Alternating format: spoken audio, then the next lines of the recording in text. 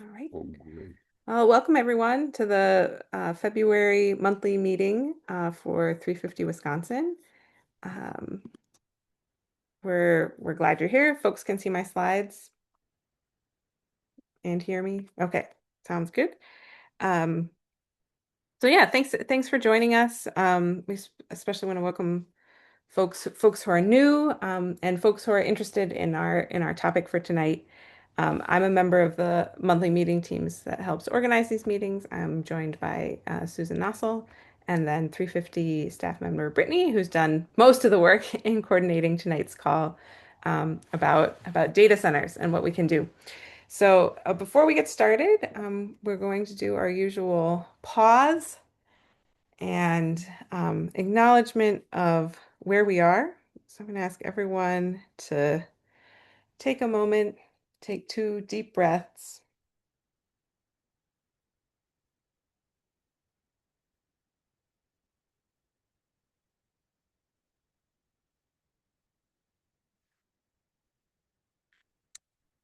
and be connected with the land you are, wherever that might be. I think most people on this call are in the Four Lakes region of Wisconsin, known as Dejope, in the language of the Ho-Chunk people. And it's a land that they have continuously inhabited. And I would like to acknowledge the role that the United States government and settlers from Europe played in repeated but ultimately unsuccessful efforts to forcibly remove Ho-Chunk people from from their lands. And just for all of us to acknowledge the impact and the trauma of colonization that exists to this day and how it informs our understanding of becoming allies with the Ho-Chunk Nation.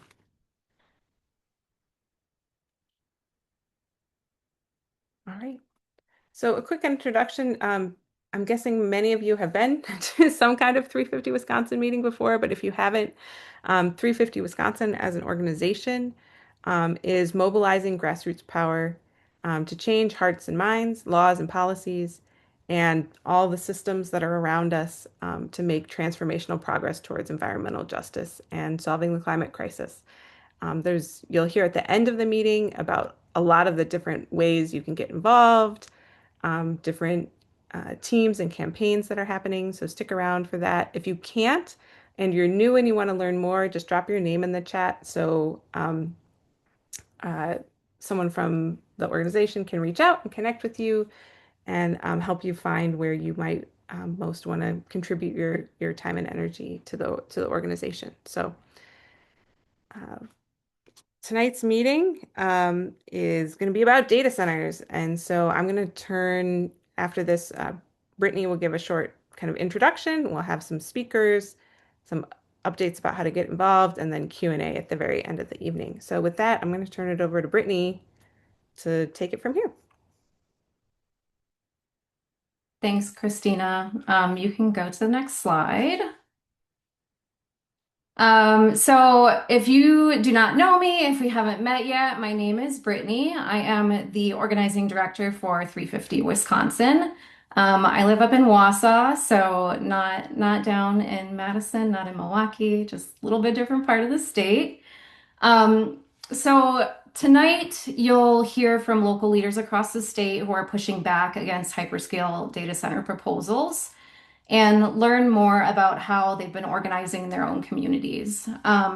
We do have optional Q&A set aside at the end, like Christina said, from hopefully around 8:10 to 8:30. So if you have any questions during the presentations, please put those in the chat so we can have those all together and ready to answer at the end. Go to the next slide, please. So before we jump into the speakers, I'm just going to give a little bit of an overview on, data centers, hyperscale data centers, and what things look like here in Wisconsin. So in general, data centers have been around for a long time. So a data center is a facility that manages IT infrastructure, including servers, storage systems, networking equipment, and other hardware essential for processing, storing, and distributing vast amounts of data. So these can be like standalone buildings. These can be something called like a server room in a building. They do a lot of different things on different levels. Next slide, please. So what we're talking about here tonight and what we're most concerned about in Wisconsin are hyperscale data centers. So a hyperscale data center is a very large warehouse, sometimes thousands of acres, filled with computer servers. Generally, these are supporting artificial intelligence, generative AI, cloud computing, cryptocurrency, that kind of thing. And they're going to be owned by major tech corporations like OpenAI, Oracle, Microsoft, Google, Meta, or Amazon. Next. There are a lot of impacts that we're concerned about, from the actual use of AI, from people just using it and, being dependent on it, all of those types of things. But aside from that, there are a lot of other impacts that we're worried about, and that's kind of what we're going to be focusing on here and talking about tonight.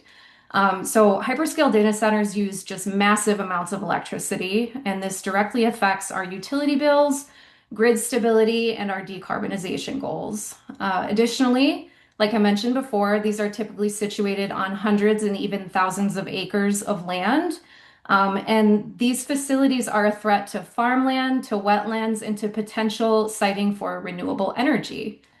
Another thing that they do is produce a ton of heat. So if you think about your computer when you're charging it, your laptop, your phone, and it gets warm, think about that on just like a massive scale, like thousands and thousands of these computing systems just building up heat. So the way that those are cooled down is to use water. So this is a threat to our fresh water supply. And in addition to air and water pollution, hyperscale data centers highly elevate noise and light pollution. So these facilities tend to have like big spotlights, big floodlights that are on all night long. You see it when they're operating, you also see it during construction. And then, in addition to the construction noise, after that, when they're operating, there's a hum that these things put out, and that has been proven to negatively impact mental health. So, overall, just a negative impact on health and well being. Next. And fossil fuel use. So here in Wisconsin, utilities make approximately 10% return on equity or profit from all infrastructure they build. And utilities are pushing AI data center developers to acquire even larger amounts of energy. So they're essentially using hyperscale data centers as a reason to propose new gas plants and other fossil fuel infrastructure, and as an excuse to further delay the closure of coal plants that we've seen delayed over and over and over again already. Next. So, what does it look like in Wisconsin? What are things like in Wisconsin? I will start by saying that we are kind of being targeted as a place for these proposals because of a few things. So, obviously we're in the Great Lakes region. We have access to just a ton of fresh water. We also have a lot of farmland in the state. And additionally, there are two kind of big tax breaks for these corporations that are coming into the state with these proposals. So the first one is essentially the elimination of most tangible personal property taxes. And then also, Governor Evers unfortunately signed in a special tax exemption for data centers. So they do not pay any sales tax whatsoever when they're building these massive facilities.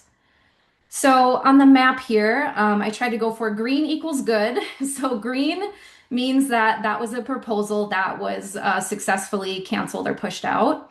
Yellow is pending or kind of paused for whatever reason. Maybe it's in the process, or maybe it has just been proposed. And then red is going to equal that's approved, like that's gone through. Things have been signed. The construction might be in process already. And what I'm going to say about this is that, quite honestly, this is probably not up to date because this is changing like every single day. So some of the places that are listed on this map are Menomonie, Greenleaf, Beaver Dam, Port Washington, Vienna, DeForest, Janesville, and Kenosha. You can go to the next slide. This slide, I just wanted to show a little bit of a few of the headlines that have been in the news recently. There are just a ton of them. So some of them are good, some of them are bad. And I think a lot of these are within the last couple of months. And that wasn't even like a small percentage of the stuff that's in the news. Next slide.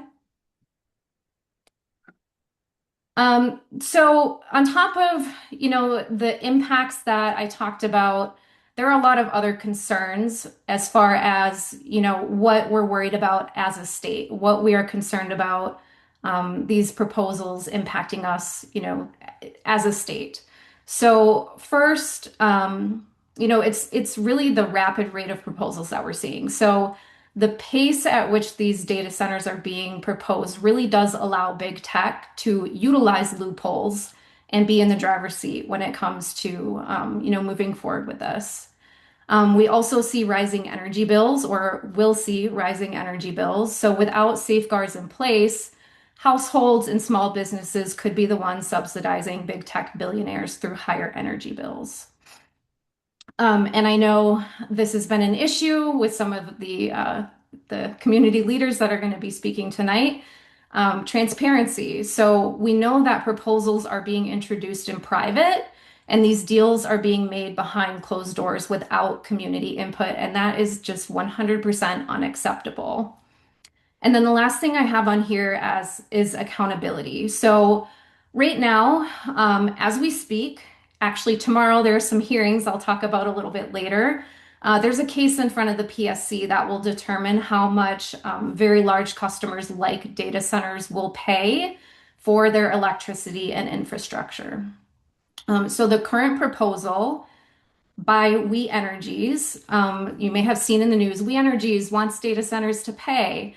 So that's what we're talking about here. The current proposal that was put forth by We Energies does not cover all of the associated costs, and it actually only locks in this rate structure or tariff for 10 to 15 years. However, we know that most infrastructure being built has a 20 to 50-year lifespan. And Wisconsinites are already paying for $1 billion in stranded assets from retired fossil fuel plants that are no longer in service. So data center rate contracts need to be locked in for the life of the infrastructure that is built to support their demand, so we don't get stuck with the bill of a stranded asset for decades.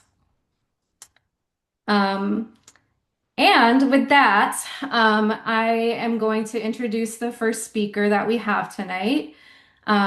Jayne Black is the Wisconsin field organizer for Moms Clean Air Force, which is a national advocacy organization with a community of 1.6 million parents united against air and climate pollution to protect our children's health. She lives in De Pere and is the administrator of the Stop the Northeast Wisconsin Data Centers Facebook page, and has been just brilliant and key in pushing back against the Greenleaf data center. So I will hand it over to Jayne. Thank you so much, Brittany, and thank you for that overview. Very, very important. And I'll just say that today it is called Stop the Northeast Wisconsin Data Center, but it originally was Stop the Greenleaf Data Center. All right, so I want to start by just sharing a little bit about the proposal that was set before Greenleaf. It was for a substantial data center campus in Greenleaf, Wisconsin, spanning approximately 500 to 600 acres. The project was aimed at serving AI technology. It was a larger push by the company Wisconsin Data Center Projects, and the site was located in Brown County, Wisconsin. Cloverleaf Infrastructure was working through a Delaware-based limited liability company named Bear Creek DevCo LLC to acquire land in Greenleaf. Cloverleaf acts as a developer that assembles land, secures permits, and prepares the site for major technology. And users. Cloverleaf wasn't licensed and is not licensed in the state of Wisconsin to buy real estate, but Bear Creek DevCo LLC is. And we can go to the next slide. The current status. On January 14th, 7 days of pushback, after 7 days of pushback from residents and environmental groups, Cloverleaf stated, "We are pulling out of Greenleaf due to community pushback." However, Greenleaf, and that is something to definitely celebrate, but Greenleaf residents feel their work is not done, and they want the village board and the planning commission to legally put zoning and ordinances in place to keep any data center from ever being able to come there again. So right now we are working with and supporting the residents to advocate for this, and possibly a public hearing for the community and leaders to discuss. Another development too was on January 28th, the Green Bay Press Gazette reported that the village board president, Bonnie Crossman, did not publicly disclose her initial interactions with Cloverleaf infrastructure regarding this proposed AI data center, which led to a loss of trust among some of the residents. She had undisclosed meetings and conversations with Cloverleaf, and that started, we believe, back in September of 2025. So let's move on to the next slide. Highlight a success. I'm really happy to talk about this. Besides, of course, Cloverleaf pulling out and backing out of this, it would be putting together the Facebook page, Stop the Greenleaf Data Center, and being the administrator of that. I was shocked. Within 24 hours, we had over 1,000 members, many of which were, of course, from Greenleaf. And within less than a week, we had already 3,000 from all over Wisconsin. And I'm really proud of how the community gathered together in one place to communicate. It was a place to educate, organize, take action. People took the initiative to have signs made for their yards. We prepared people to provide public comments, the steps to take action, and make sure that people were attending the village board meeting. I actually had created a separate event for the village board meeting that 90 people said that they were going to. It was where the informational meeting that was hosted by Leadstone Winery and Gnarly Cedar Brewing was promoted, and it was a packed event. I knew from organizing that we needed one place for residents to talk to one another and to provide resources and on-the-ground expertise. Communities, having worked, with grassroots teams for the last year and a half in other communities dealing with data centers, I just knew that this was so important. And it really helped me to personally feel equipped and to pull in other climate organizations when this whole topic became so personal to me because it was in my backyard. So our biggest challenge, as it's been mentioned, the lack of transparency, and we really cannot say it enough. City officials signing non-disclosure agreements, which has happened in other communities, or just not being transparent, which was the case here in Greenleaf.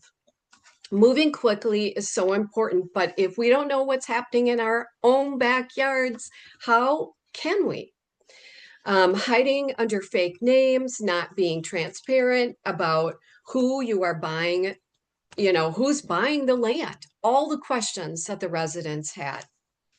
I would say that the other challenge too is just educating on those health impacts of data centers. It's really not always top of mind, but air quality and data centers do not go together. When we think about healthy communities, that starts with healthy air and water, and making sure that was a part of the conversation, and talking points was something I made sure to do because it was really important to me. I believe that when we're thinking of community, we need to know that includes vulnerable children whose lungs are still developing.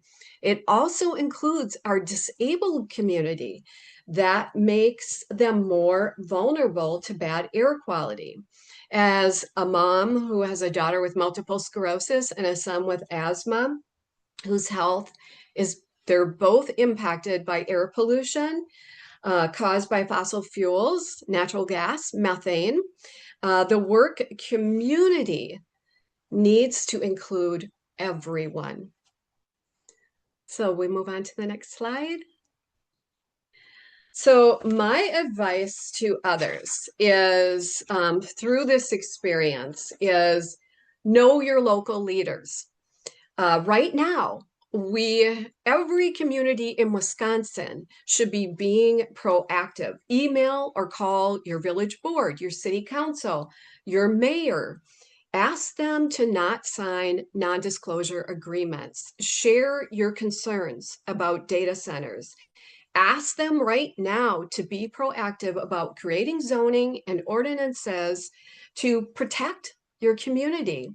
Ask them to put this as an agenda item for the next meeting and talk to your neighbors. Have they been approached? Have they heard anything? Secrecy amongst neighbors delays the pushback that communities can provide. And lastly, don't give up. Find one place where you can unite, a Facebook page, an email group, whatever works for you. And remember that community action matters and it works. Thank you.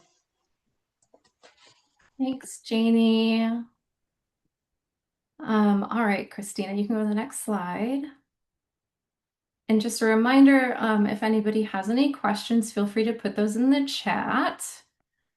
Okay, so our next speaker is Christine Lejeune, and Christine was born and raised in Washington County, Wisconsin, where she cultivated a love and appreciation of nature from living in the country and through her father's avid organic gardening. This led to her interest in studying human-nature relations. She is currently finishing her dissertation on the social and environmental dynamics of tourism development in the Austrian Alps. And Christine is our speaker tonight from Port Washington. You may have seen her name in the news a few times.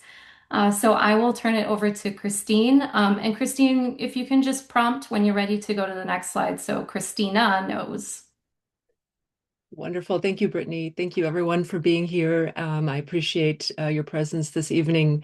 Yes, I'm in Port Washington, which generally has been a wonderful location, along the lake to, spend time with family and, engage with community and have a nice, enjoyable, quiet environment where a lot of people here really do appreciate the nature and connection to the earth and to the water along our Great Lakes. However, unfortunately, as you all may have heard, we have been kind of cast into these throes of, having this massive data center complex, directly north of our city. It's been annexed in. I can actually see the lights from my backyard. This is actually a photograph here from someone in our group who lives in the town, so more closely to the data center site, who was held out for a while in selling his land. He has a wife and small child, but ultimately, recently in January, did end up selling because the entire his property was being surrounded by the development, and now is leasing out his property, leasing it back from the developer so that he can stay there until 2027 when they start one of the future phases. So this is in addition to now leasing his property back from the developer. He also, is accosted by this light every evening since the building has started, and they have blackout curtains through his whole house. So that's just one of the effects that of course Janie mentioned, and I know all of us will be experienced with who are living near data center development. And our development is by Vantage Data Center Complex. So that will be the final user will be OpenAI and Oracle. As Jayne mentioned in Greenleaf, Cloverleaf was the original developer who was looking around for land. In our case, it was also Cloverleaf.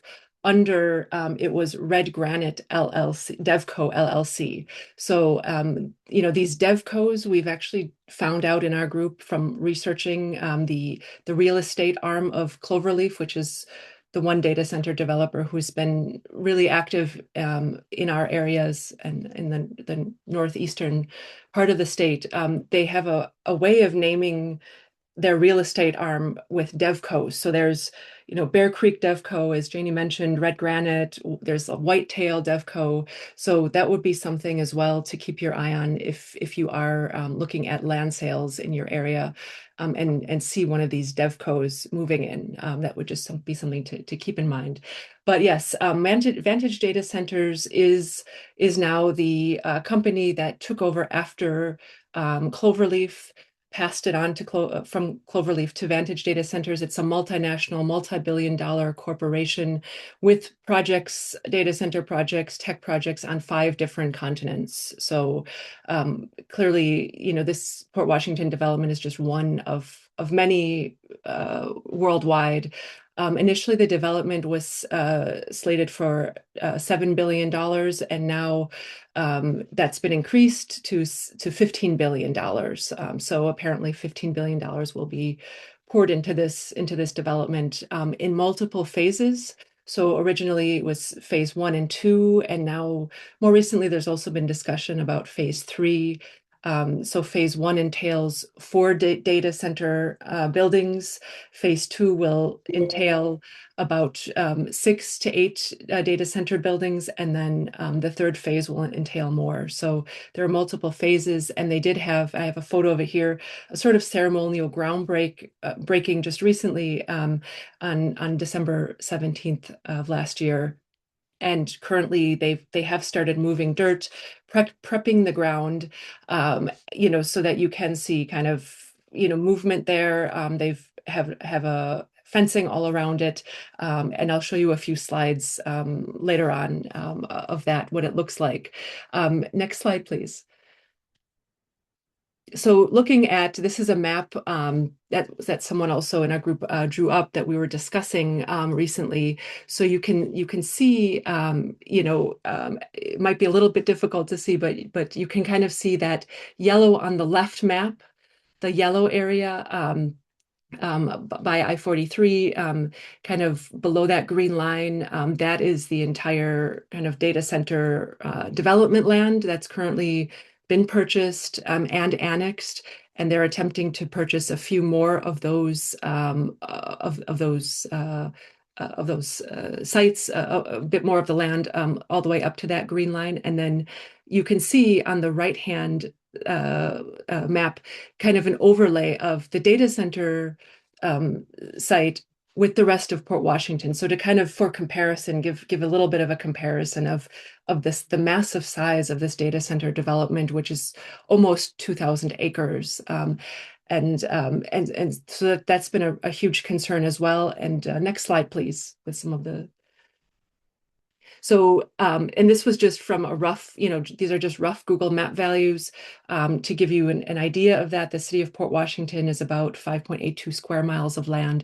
The town of Port is 21.1 square miles of land. So the initial annexation that was 562 acres, is 0.88 square miles of land, and the full project potential, again, over 1,900 acres of land is about 2.98 square miles. So the percentage of increase in the size of the city of Port Washington after the initial annexation is a 15.1% increase.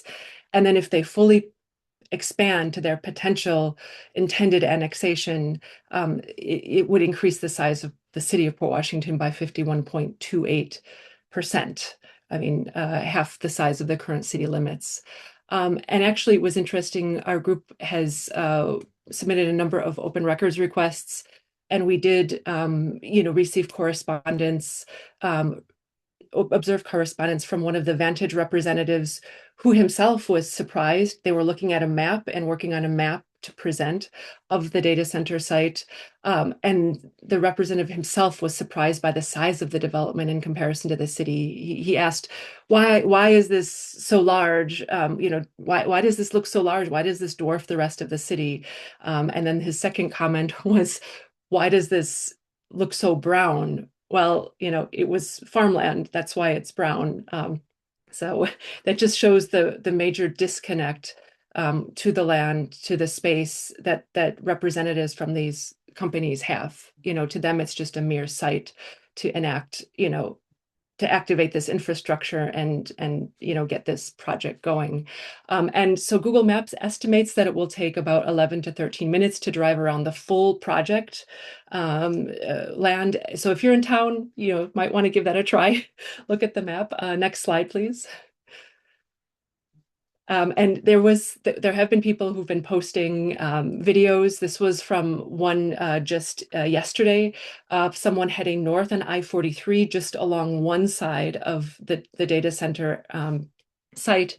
And again, heading north on I-43, probably going speed limits about it's 70. So, they were probably going somewhere around 65, 70.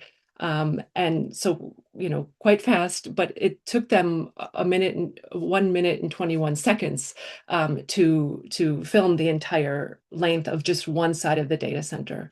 So other people have filmed it from other sides, and it took them a number of minutes. So it's already in its first initial phase of annexations, quite large and significant. Next slide, please. Thank you. So these are just some images. What the city has started doing is they took some of their favorite guests, some older people, local influencers who are identified by Vantage as important to have on board because they're active in local social media groups.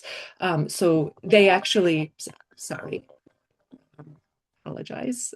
I don't know why my phone, thank you. So anyway, yeah, that has been kind of a thing that these guests were invited a week and a half ago about to take a personal tour of the data center site. So these are photos from that group that one person posted. Next slide, please. And you can see the fencing that they've also put around part of the site. And you can see our lovely mayor off on the right, along with my older woman's in the back and some other, again, local kind of, local influencers in town who are volunteers and really engaged in the community, who've been kind of co-opted to participate in pushing this data center, and encouraging it. So local organization, how have we locally pushed back? Of course, we have in our group organized officially starting in October we formed Great Lakes Neighbors United. One woman who was attending Common Council meetings, some of us also met at an event at River Edge. We noticed that we had to really get organized because a lot of us were speaking out and just weren't being heard. So we have a number of actions that we've been taking. Most recently, of course, you may have heard, is our recall. So we've been having a recall that started actually on December 17th, the day of the groundbreaking, and is running for another week or so. And so we've started that, but one of our first actions was starting on October 31st of last year, this TID petition. We also have various legal actions that we're taking. We've also been, made our own flyers, door hangers, things like that to spread around the city and to provide to people.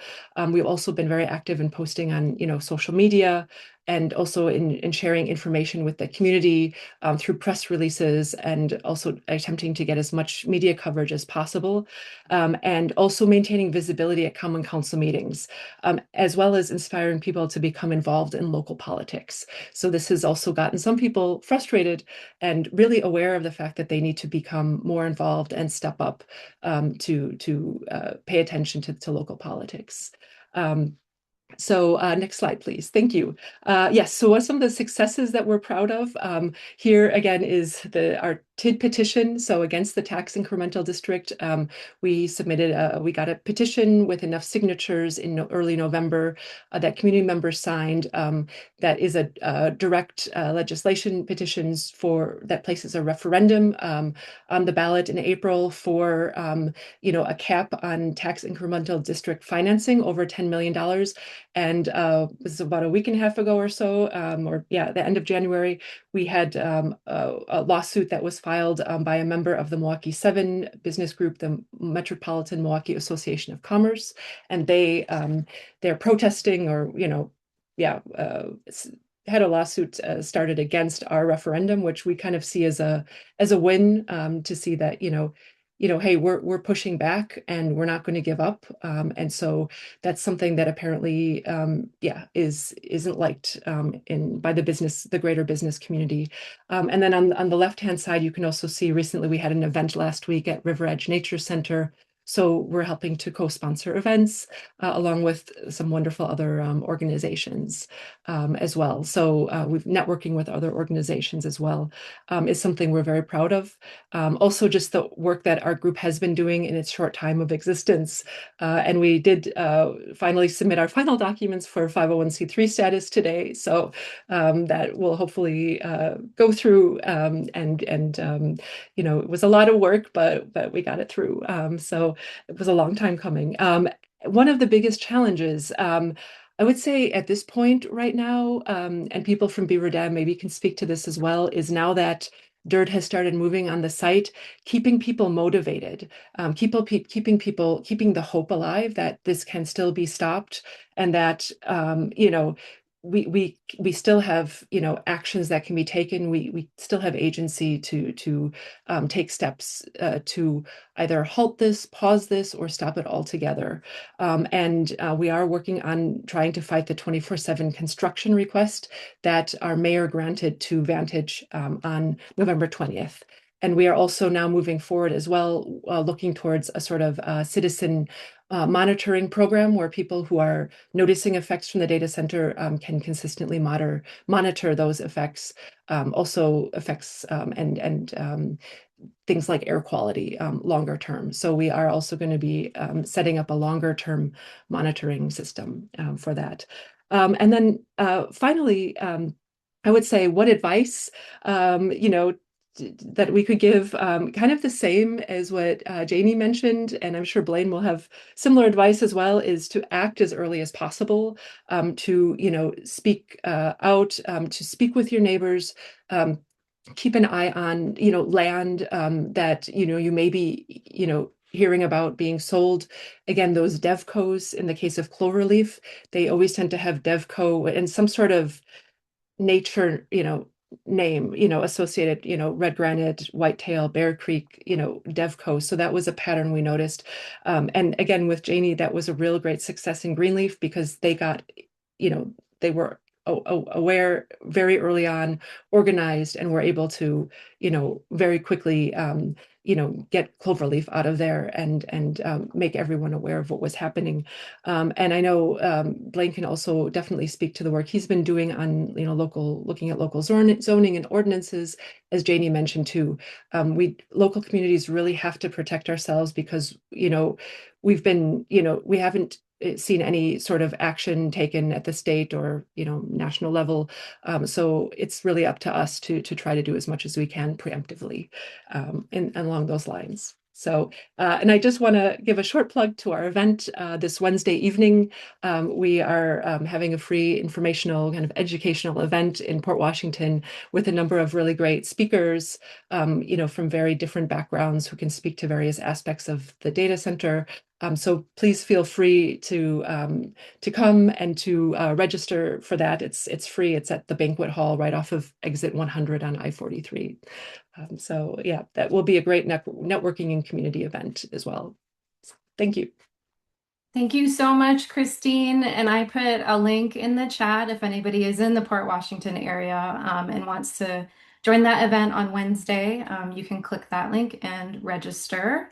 I think I saw some name on there, some I don't know, some guy named Charlie Barons who might be participating. All right, so on to our final speaker of this evening. Blaine Halverson jokes that 6 months ago, everything he knew about data centers was from scenes in Mission Impossible movies. Everything changed on a vacation in Colorado when his wife, Nicole, adorable picture here of them, by the way, read about plans to bring one to his hometown in Menomonie. So now he's active in the statewide opposition and working to develop tools that communities can use to proactively protect themselves from exploitative developments. So I'm going to turn it over to Blaine. Blaine is going to be he is his presentation tonight. So we're going to see Blaine's face for the presentation that he's got this evening. Oh, I'm so sorry. Oh, you're wonderful. We love looking at you. It's great. It's great. Um, well, welcome. Thank you for being here, everybody. This is not where I imagined I would be sitting 6 months ago. And one of the first things that I would tell all of you is that um, the learning curve is steep. Learning curve is steep, but it also moves fast when you're on a steep slope. So it's really important when you're getting into anything like this that you take on as much knowledge as you can as fast as you can. But at the same time, the more you learn, the more you need to be aware that every time you learn something new, it just reveals even more how much more you don't know. So as the pile of things, as the part of the iceberg that's above the surface kind of recedes and you see more and more of what's there, realize that the part under there is bigger than you thought it was every time you learn something new, but that it's still worth doing. Um, I'm from Menomonie, Wisconsin, way up here in the west, about an hour east of Minneapolis. Um, we're drive-by country. Wisconsin's flyover country. They like to call us flyover country. We're drive-by country. People drive past us on their way from Chicago or Madison or Milwaukee to Twin Cities. Our project came about this summer. Like Brittany said, I was in Colorado with my family, and my wife got notice of a plan commission meeting where they were going to be making, considering a recommendation to the city council for an annexation and rezoning for what she called at the time a server farm. I didn't know what that meant. I thought maybe she meant a troll farm, which is where, people go, they have people working to scam you on the internet. But I learned more about what a data center was. What really got me motivated, though, the trigger, and I think it is for most people that I've talked to, is when it's discovered that this has been something that's been in the works for a long time and it was just kept a secret. And once you learn that, you're angry. And then you start to dig and you get angrier and angrier and angrier because you see how intentional it was. And then you have a community that turns into villagers with torches and pitchforks real fast, which is what happened here. Our developer was named Balloonist Incorporated. I learned much later that that is the exact same corporation that filed for annexation and rezone petition in Beaver Dam. So we thought for a long time that we were dealing with a meta facility, and now we're basically certain of it because it's the same attorney, the same everything that represented that deal.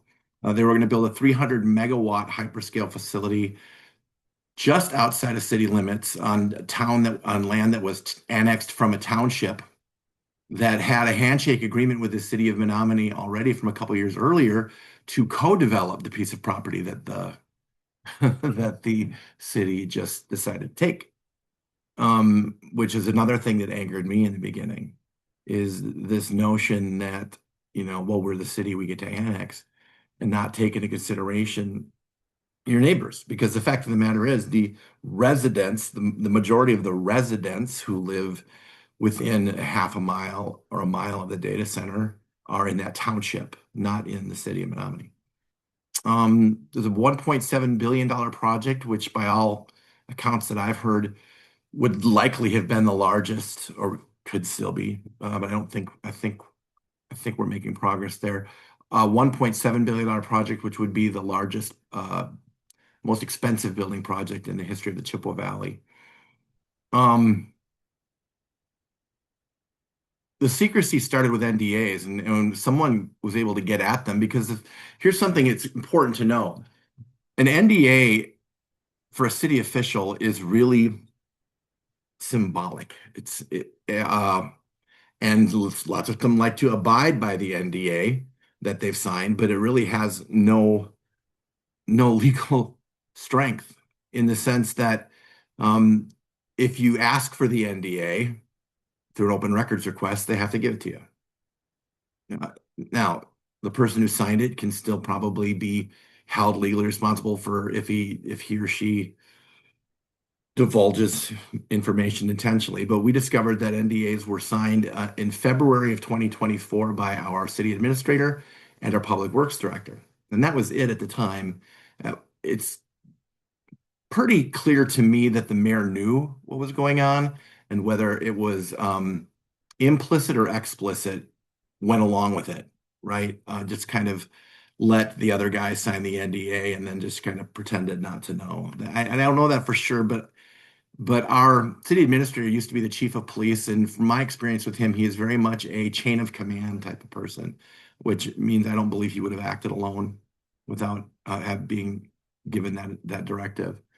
Then a few months later, there were 5 more NDAs signed with various ancillary figures to the city. A couple people from an engineering firm that the city contracts with, the tax assessor, who's an independent contractor, of course, and then 2 gentlemen from a company called Ellers Inc., which is basically a municipal financial organization that sells UTID financing packages.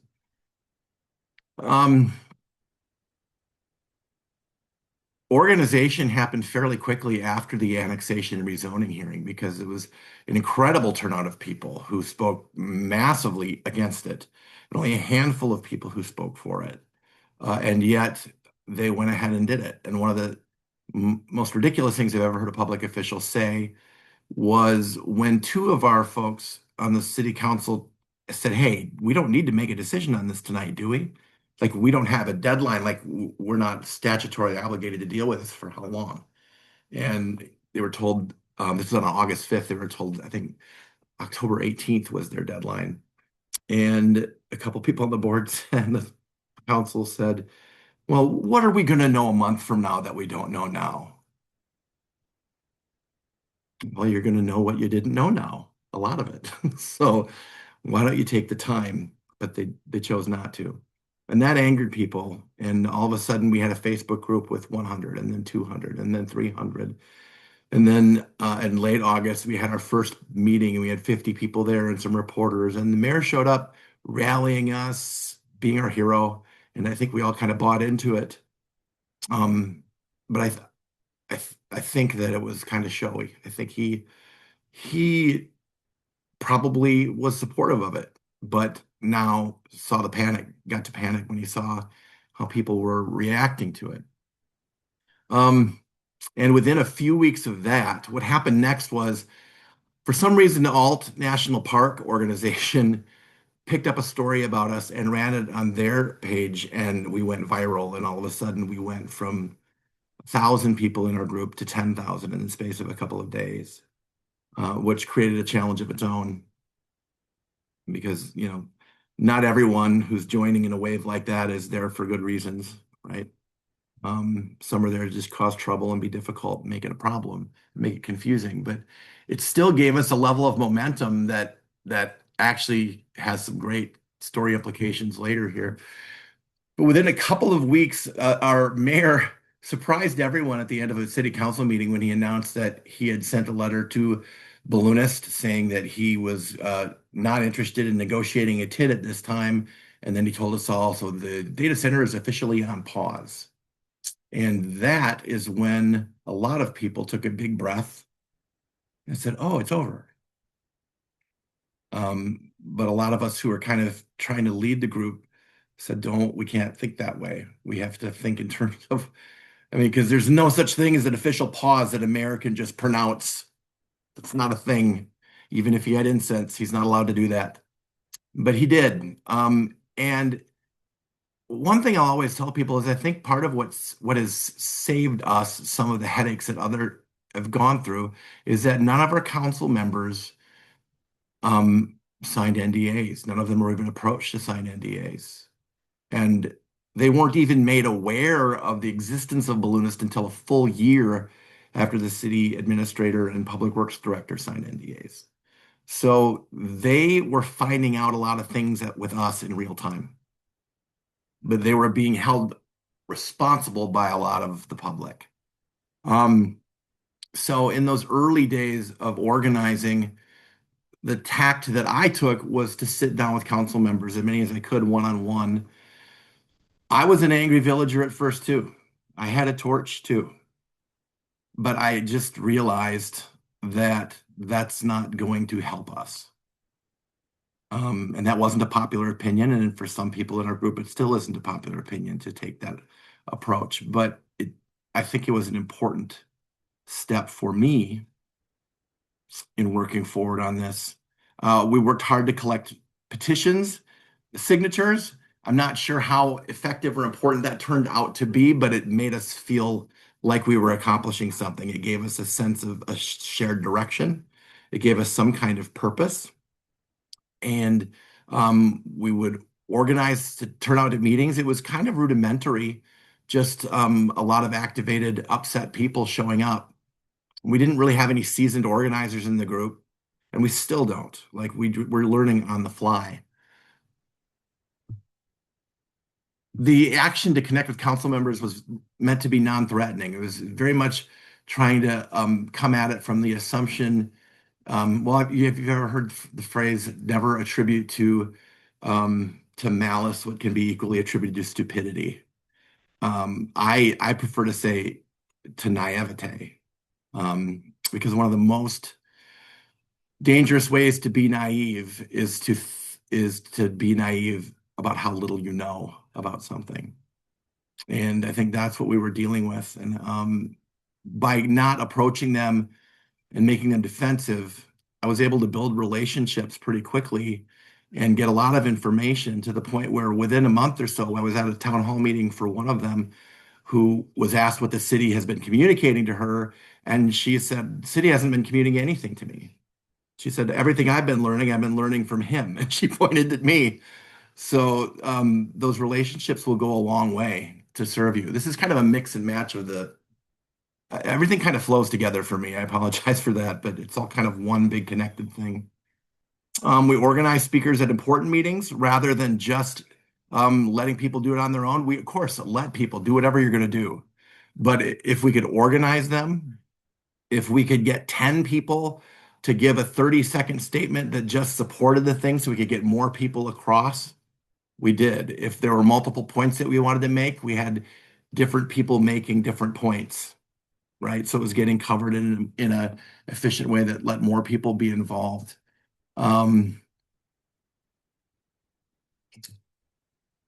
The thing, hang on a second, sorry.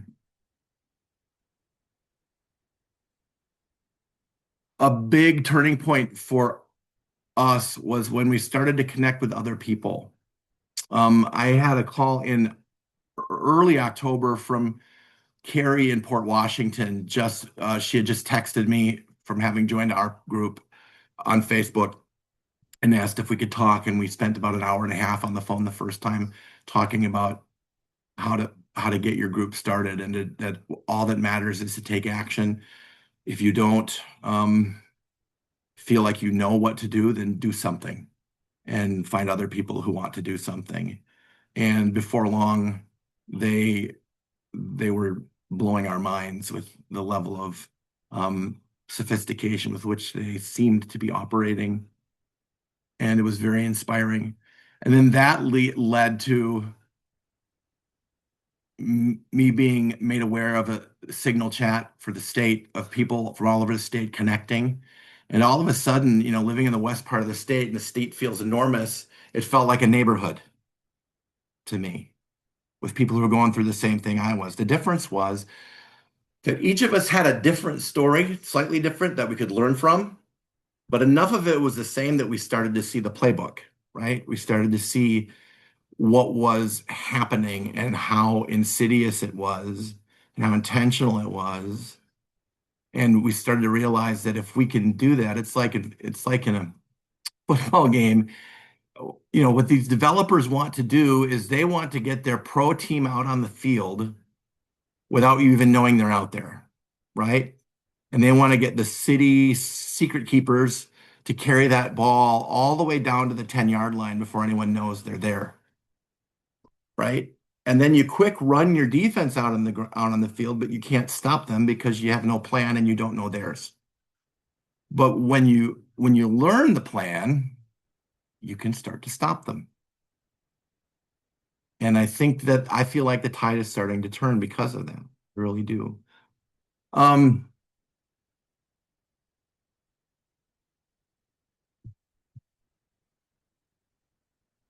Just Successful, we're about proud of. a minute left here, Blaine. How much? About a minute. Okay. I would just say that, well, let me give you a little bit of advice.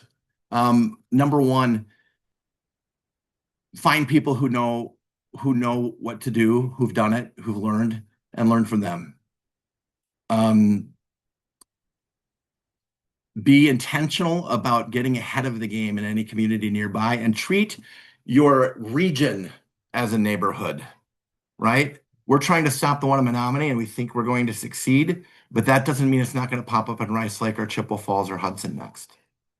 And so that's where we're looking at. Organize people, inspire them, take the approach not of just being the angry villagers.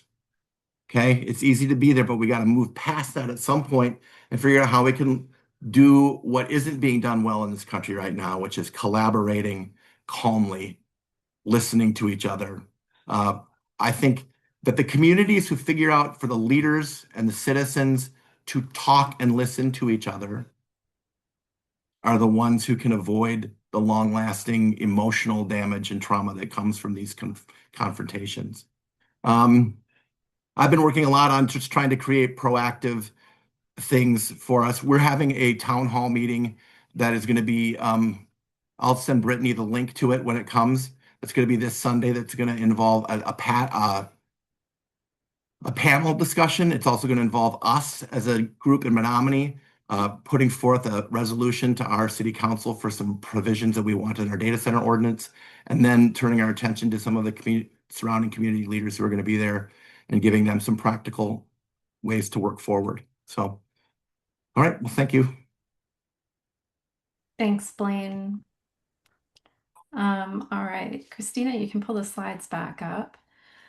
So I was, very intentional with our speakers tonight and wanted really to be able to showcase not only different communities around the state, but different communities around the state that are in different parts of this fight, different parts of this process. So I'm hoping that that was clear and that you all were able to kind of, get an idea of what this can look like at different stages as you're working through it. If it does come to your community. I've seen a lot of really great back and forth in the chat, a lot of great comments in there, some questions. So I think a few of those I will be addressing in the next couple of slides, but just want to kind of go over what 350 Wisconsin has been doing. So we have been participating in several organizing calls through the Clean Economy Coalition of Wisconsin, Power Wisconsin Forward, and then a separate statewide grassroots data center response team. I think I saw Heather dropped a link in the chat that goes to an article about, some data center framework that was put forward by the Clean Economy Coalition of Wisconsin. We were part of putting that together. And then I get to share space generally every other week with Christine and Jayne and Blaine in the grassroots data center response team call, which is absolutely amazing. So, there are different meetings and different things happening to be able to approach this at different levels because this is a multifaceted thing. We have to approach it from many different areas, from many different sides. I also saw something in chat about mapping. So we are working on creating a shared mapping resource. And I have been working closely with Frac Tracker. I saw Kermit posted that in the chat. So we are working on that. We are also supporting common sense legislation. We've seen a few things proposed at the state level. To be quite honest, none of them are perfect. None of them are honestly very great. So we are working on, supporting the things that do make sense and suggesting and, helping our representatives to understand where they need to improve. We are working on co-coordinating and participating in days of action, and calling for a halt on all new data center proposals and pushing for transparency and accountability. As Christine mentioned, there's going to be an event on the 12th that's coming up at the Capitol. I will put more information in the chat about that. Um, Things kind of got a little crazy, and we were starting on a Know Your Rights training in response to a few arrests that happened in Port Washington. However, with the PSC stuff coming up and everybody being very busy with that, that's pushed off a little bit, but we're still working on it. And then we also launched a grassroots data center focus campaign, 350 Wisconsin did. You can go to the next slide, please.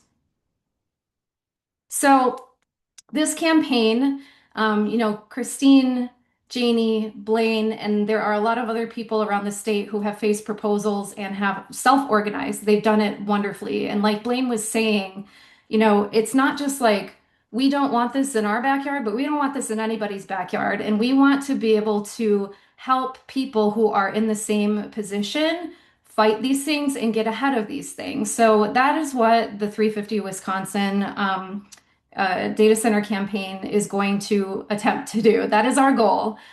So the intention for the campaign is to provide support, tools, and resources for grassroots organizing in areas that have hyperscale data center proposals but do not have an established space for local pushback, as well as in communities that are concerned about future proposals. So we're going to be reviewing, analyzing, and combining existing materials. There is so much great stuff out there, a lot of stuff that Blaine created a great guide for towns and villages, being able to go through all of that and put it together, and identify and fill the gaps from a grassroots lens, create new materials as needed, and then support our communities here in Wausau. I know I want to utilize, this toolkit that we're hoping will come out of the campaign, be able to hold community learning sessions, and provide support in other communities as well. And then also spread the word about action opportunities. So like I said, this is multifaceted. We need to be coming at it from different angles. And we know that local organizing will exponentially build our power at the state level to be able to successfully adopt legislation at the state level. The more people that are involved in pushing, the better chance we have. So I am going to put my information in the chat if you're interested in joining the data center campaign, or if you just want to learn more about it, you can email me. And I will do that right now. That is all that I have for this part of the presentation tonight. And I guess I'm going to turn it over to myself for action updates. Thank you so much, Christine, Jayne, and Blaine for being here with us tonight. Again, if you all have questions, please put them in the chat and we will get to those after this quick kind of action updates and announcements here. So as far as data centers go, there are a lot of opportunities right now, and a lot of options for action. So the PSC is having, this ongoing case in front of them. The hearing is tomorrow. You can submit public comment by the 17th. If you live in Milwaukee, they're hosting a watch party at Walnut Way. I think it'll start at 11 o'clock. I'll put the information in the chat. And then on the 12th, there will be a rally at the state capitol, starting at 12 p.m., press conference at 12:45. There's no link to sign up for that. You just show up. And I'm pretty sure that one or two, Christine is going to be speaking on a panel, I believe.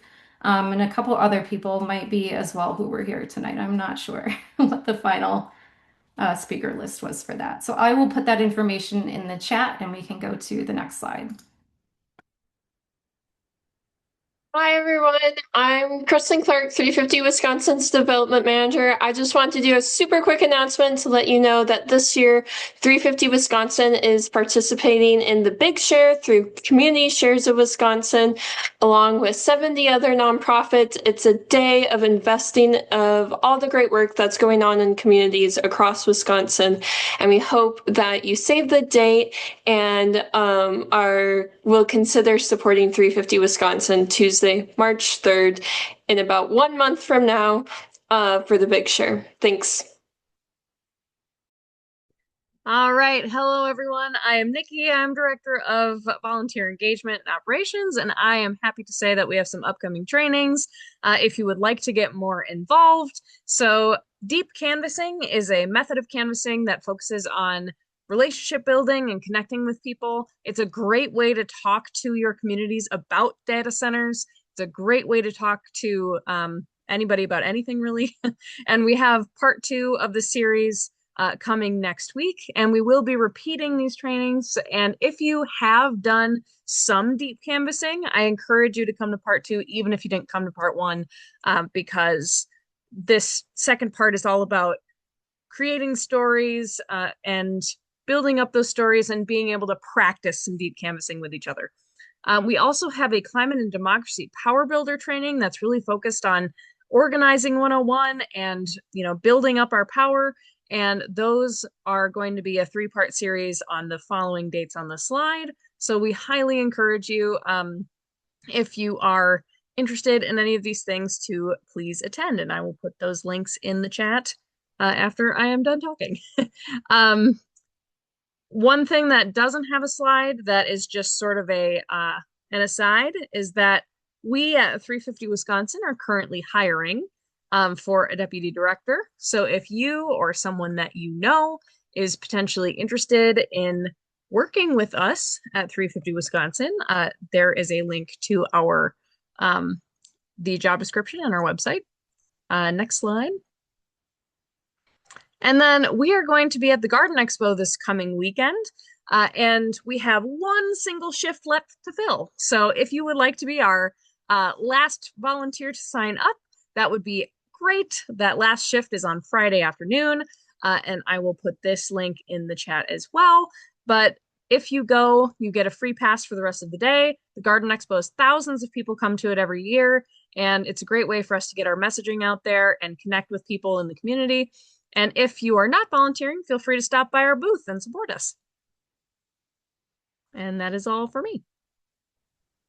Hello, everybody. My name is Mark. I'm a political organizer, and I'm here to talk about our electoral work on the other side of 350 Wisconsin, which is our sister organization, 350 Wisconsin Action.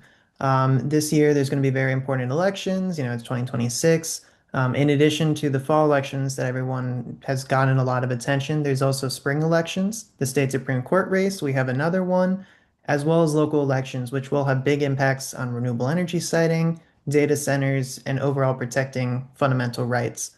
These have become particularly, in focus recently, given everything at the federal level.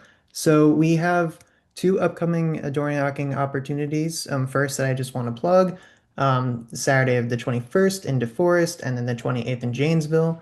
I'll put the signups for that in the chat. We will have opportunities for deep canvassing, which I would encourage everyone to go to Nikki's training as well.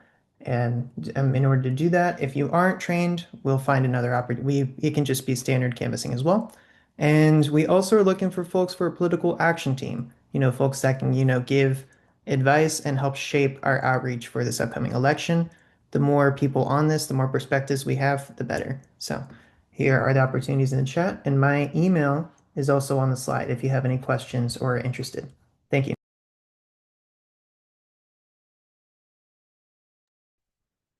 Hi, everyone. Just quick update. Our normal first Monday of the month monthly meeting schedule resumes in March. We'll have a hybrid meeting, both online and at the Friends Meeting House, featuring John Nichols. And if you'd like to get involved with other teams or organizations that are part of 350 Wisconsin, these dates and email addresses will be popped into the chat so that you have addresses you can contact. And of people you can chat with about what you might be interested in doing. So with that, I think we're going to switch into Q&A. Brittany, do you want me to stop recording or leave it on? I think you can maybe leave it on, and if we, Okay. want to split it into two, we can. I think you can probably stop sharing the slides. So, generally we would do like some breakouts for newcomers and, for anybody who is interested in continuing the conversation. But because of just like the scope and the size of the topic at hand tonight, we decided that we would keep everybody, in the main room and have discussion, have some Q&A. And if anybody is new, you can reach out to Nikki as our volunteer coordinator, or let us know in the chat, and Nikki will reach out to you and touch base to if you want to learn more about getting involved with 350 Wisconsin. So I am hoping that some folks who are paying attention to the chat and questions, because my my eyes were trying to and it wasn't really working. So I think I will turn it back over to Christina to walk us through and help us moderate some Q&A here. Yeah. So there were a lot of questions, but also a lot of great responses. So I think what I'll do is just highlight, I think one theme that came up was just the importance of connecting the different cities and towns that are statewide organizing. And I think Brittany, so there's more statewide organizing. And I think Brittany touched on that in her comments. But I guess, is there anything else, any other details folks want to, um, from our speakers, want to share about what's happening at the statewide level, or Brittany, you want to add to? I think I saw somebody ask a very specific question that we didn't hear Blaine answer, which was regarding the status of the data center in Menomonie. And I think that would be great for you to share. Yeah, so it went on pause, and then the mayor started to huddle with a few of his closest allies, and he kept the council out of the loop. But what he was doing was meeting with different attorneys and the council of, or the League of Municipalities, lawyers. He met with an attorney who turns out to be the attorney whose signature is on the development agreement on behalf of the city of Beaver Dam. So he had dealt with the opposing counsel himself before. We had another like commercial and residential developer who had come to offer some guidance, who is very triggered, activated by lack of transparency. So he came and offered some input as well.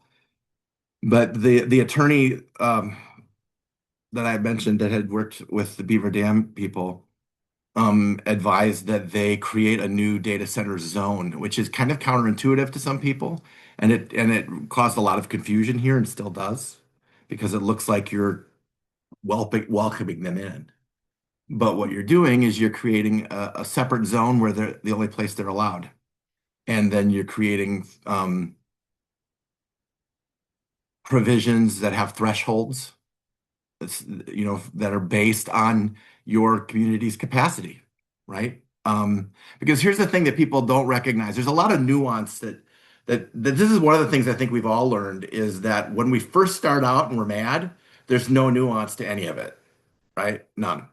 And then you have to kind of learn these things. Like in the state of Wisconsin, you have to have a path for any legal land use. It has to be accommodated for in your code. And you can't just create standards that are so high that that's effectively a ban. It has to be based on your actual capacity. So that gets tricky. So where we've got that ordinance passed right now, what's doing the work in that ordinance when it was passed is a 400-foot setback, which really dramatically cuts into their buildable footprint. But the big thing that's doing the work is they're still zoned I-1, but to be now a data center there, they have to be in the new zone, which is I-4. So they're going to have to, if they want to continue, once they see whatever other provisions this is fortified with, they're going to have to make a determination about whether they want to continue and ask for a rezoning. And by that time, it gives the city some grounds to potentially reject zone. And I don't know where that leaves us. I think that I've tried to think about the range of outcomes. And I think the most likely range of outcomes is they're going to wait us out for a while and just be silent and hold on to the land and see if the political winds change, which is in itself unfortunate because it means that that land won't be developed for now, which is sad. But in the sense of they went to go get that land and now it's just going to sit empty, which is unfortunate. But that's where we are right now. So it looks like we may have stopped it, but that does not preclude them from trying to make an effort to enforce, to force us to let them build. Because that's where we are right now. Thanks, Blaine. I think one other question that kind of caught my eye, and I think Christine answered it in the chat, but it would be good if you could verbalize it. It was regarding the water and what sort of cooling system and where the water is coming from for the Port Washington data center. Yes, thanks, Brittany. Yeah, exactly. So it is a closed loop system, and that's something that Vantage keeps touting as, this fantastic alternative. However, that does mean that there is, a particular amount of chemicals that go into these closed loop systems, many of which are not disclosed or, it's unknown exactly to the public and not very well regulated. The question is also how they are going to be disposing, because they will have to flush the system at some point. So the question is, how will they be actually disposing of it? And because our municipal water system does not have that capability of handling, that level of toxins. And so there was the last I heard that was kind of unconfirmed, was that they would be actually shipping out in tankers, that water that they would be flushing. So I don't know, that seems to be fairly unresolved. One of the themes that we've been realizing as the construction continues with Vantage, even though it's this gigantic corporation, 5 different continents, it's incredibly poorly organized, even at the very basic levels, like when it comes to where they're going to house construction workers, and things like that. So these are all issues that we had requested to have answers to before this whole process went forward. I remember in August, I stood up at the Common Council meeting and said, we need to put a halt to this now until all of these questions about how the system functions are resolved. There are too many unanswered questions, and that was the day that they went ahead and approved the developers agreement, unfortunately. So, that was what led to the frustration. But yeah, so it will be coming from the municipal water supply, any water use that is used for our data center. They don't draw it directly from Lake Michigan, because drawing it from the municipal water supply, which of course, Port Washington's water supply comes from Lake Michigan, but if they're not drawing directly, then they don't have to adhere to any of the legal or other regulations set forth in other like the Great Lakes Compact or any other sort of oversight that would be necessary if they were drawing directly from the lake. So that's how they tend to get around the issue of oversight is by using municipal water systems. And there was a recent article in our local press, the Ozaki Press, that actually looked to the future and said that by 2045, because of the data center, Port Washington will need an entirely new water treatment plant, simply because of the burden. And we only right now had a number of updates to our water treatment plant. So that's something that's really concerning. Yeah. Can I say something about that too, Brittany? Yeah, go ahead, Blaine. That's an example of what we were talking about with capacity. When they talk about, people like to think that this health and safety bar is a hard one to cross, but capacity can be anything that affects the livelihood or the character of the town. And in this case, those additives, right, could be grounds for a lawsuit if they were going to try to run it through the system, right? If they're going to try to run it through the system, because the people could claim, well, our system can't handle it, the capacity, and they could get an engineer to verify that. But Now, if they're going to ship it out, then they've done that. Now, here's the good news. I mean, not good news, but the good news is that most of these developers, if they had a requirement on them to ship the water out, that'd be enough for them to say, forget it, right? A lot of them, they're not interested in doing that. So that's one of the things that I'm proposing here is that anyone like the, the great thing is you can get 12 or 13, 10 to 13 really good uh, provisions that are going to scare away almost every one of the hyperscale developers because they'll just move on to someone who's not prepared for you, right? They'll move on to one of those communities that's vulnerable. Thank you both for answering that.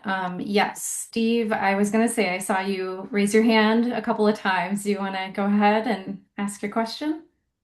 Yeah, it's more comments than anything. I'm here in Beaver Dam. I see a couple of our other admins are on the call here. For some of you that may or may not know, City of Beaver Dam is proposing a second data center to be built here. And we have a city council meeting on Monday night to try to stop that from happening.